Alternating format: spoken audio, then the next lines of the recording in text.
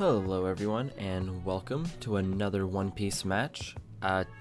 So me and Marcus and Mike all decided to go down to a different locals that we usually don't attend, and yeah, we just decided that we would just play there randomly.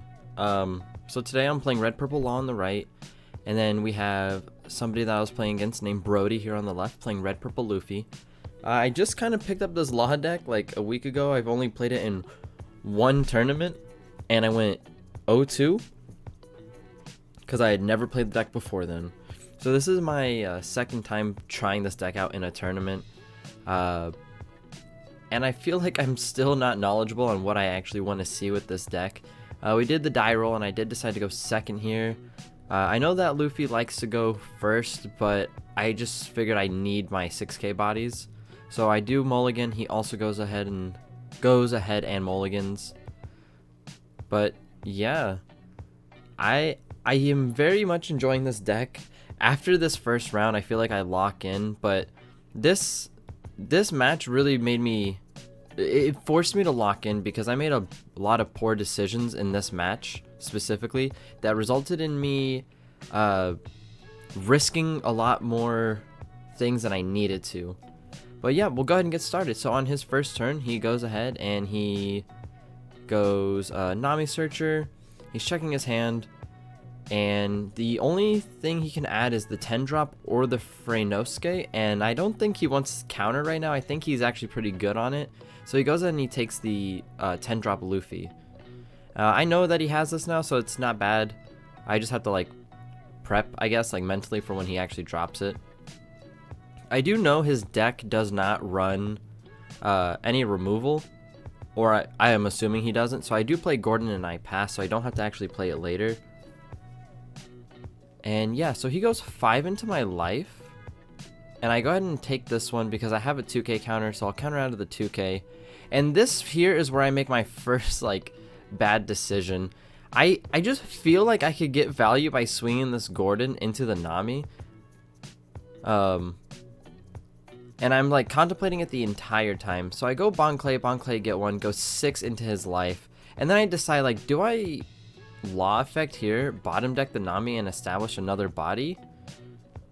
Or do I swing in with Gordon and force him to attack with Gordon?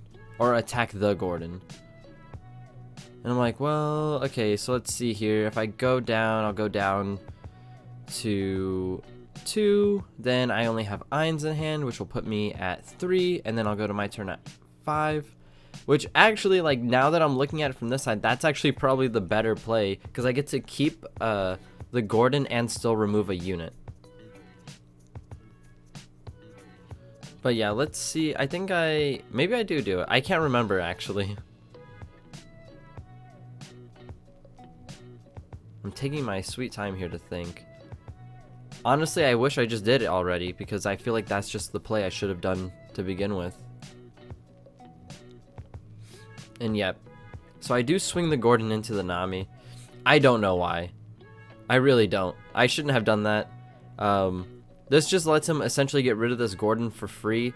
And that's just my first like misplay in this match. Again, I have not locked in yet. I was coming down from some nerves from things earlier. No Johns, but just wasn't ready for a 6k leader really.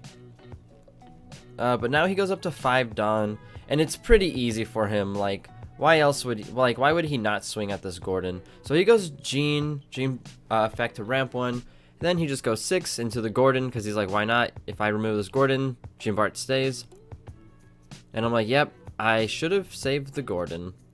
There was no point in me swinging him. I could have just removed the Nami and still established another body. But now I have to make decisions. So I'm at 7 Dawn now. So I go ahead and I swing 6 into life. Yeah, I go 2 in, copy the Gene Bart's base, and then we go up to 6.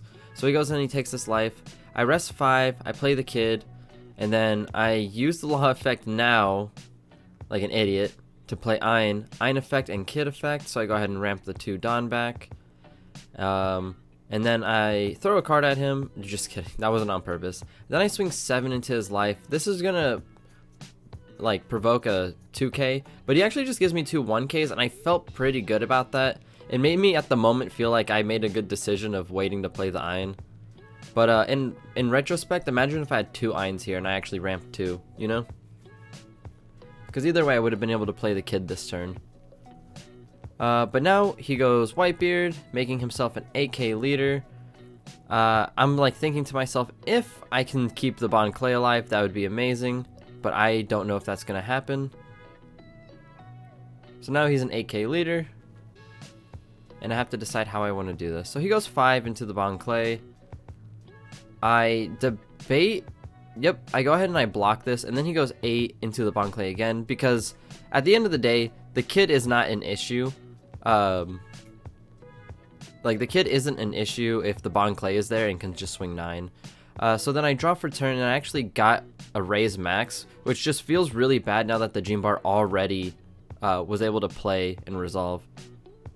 So I go Queen effect to draw 2, trash 1. I draw 2 more Queens. It's too late for me to play this Iron anymore, but I do get a Don back, so now I can play a 4 cost.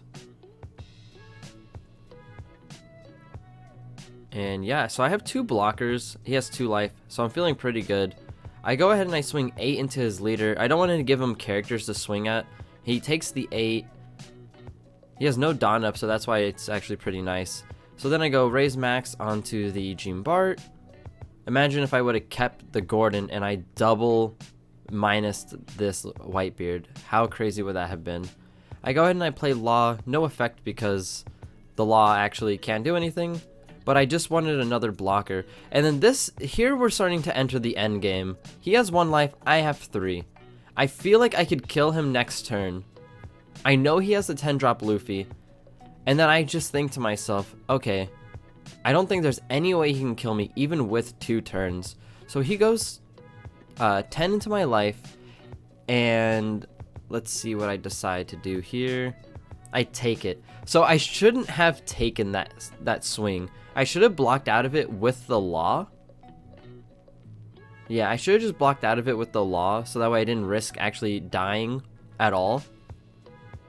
So then he goes leader, character effect, then he goes in, and I go ahead and I block that one with the Law.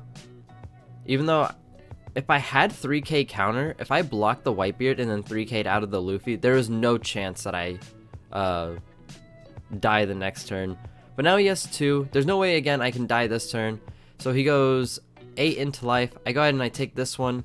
And then he goes 12 into life and I take this one as well because I feel like I can end the game next turn. So now looking at my hand, I have a bunch of cards. And I decide I'm going to try to just end the game here if I can. But the reason why I thought this way was because I figured if he had Jambe, I'm dead anyway.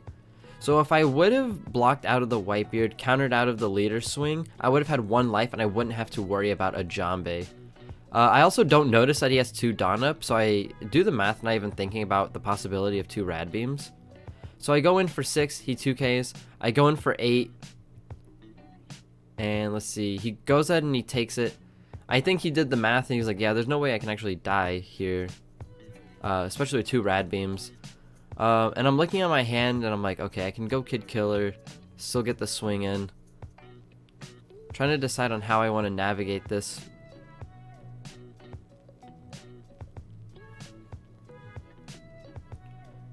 Yeah, so I go ahead and I swing 8 in, trying to force a Rad Beam out of his hand, hoping that he's bluffing, but he actually just has the event in hand. And I'm like, dang, I still just die.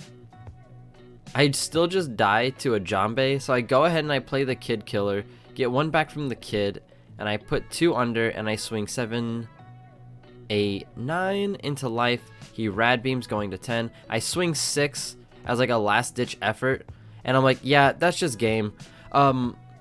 But yeah, like looking at my hand right here. Oh, well, of course, as soon as I pause it, it goes just a little bit. But let me see if I can bring the mouse over here and rewind it just a little bit. Let's see if I can just pause it right on time. I swing 6. And then, yep, I just scoop it up. But now looking here, looking at my hand, I could have just went Kid. I could have kept Kid and Queen up. and I could have played another queen for counter, and then I could have played Law Effect to either play the killer and still swing, or went Reiju to draw 2 more cards. So I had a lot of options to play defensive, but what I was afraid of was a Janbei killing me. But when he reveals his hand, he shows me that he only had 2 Rad Beams, so his top deck would have had to be Janbei. So I went for the risky play. If I would have taken a second to notice his Dawn was at 2 and that he could just have the Rad Beams, I could have done better judgment. Because I could have still swung Queen and Kid at him, or I could have swung one of them, played the Queen, and then depending on what I draw, I'm going to go 4 cards deep. So there was a chance that I could have just, lived no matter what if I just kept 2 blockers up and put him on You Better Have It. And then next turn I can just all in him. But yes, good game. I learned a lot. Having to be more patient and recognizing board state is good. I do shape up in the rest of the tournament though, guys. Don't worry about it. But yep, if you guys enjoyed, please leave a like, comment, and subscribe, and I'll see you guys next time. Peace.